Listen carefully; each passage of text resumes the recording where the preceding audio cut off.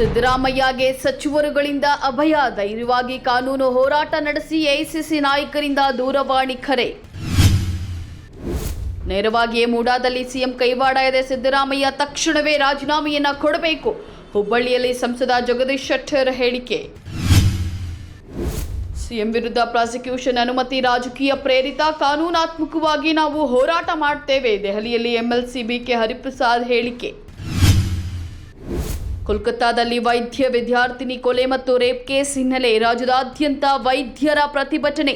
ಸರ್ಕಾರಿ ಮತ್ತು ಖಾಸಗಿ ಆಸ್ಪತ್ರೆಗಳ ಒಪಿಡಿ ಬಂದ್. ರಾಜ್ಯಪಾಲರ ನಿರ್ಧಾರದ ವಿರುದ್ಧ ಕಾನೂನು ಹೋರಾಟ. ದೆಹಲಿಯಲ್ಲಿ ಕೂಡ ಸಂಸದರು ಹೋರಾಟ ಮಾಡ್ತೇವೆ.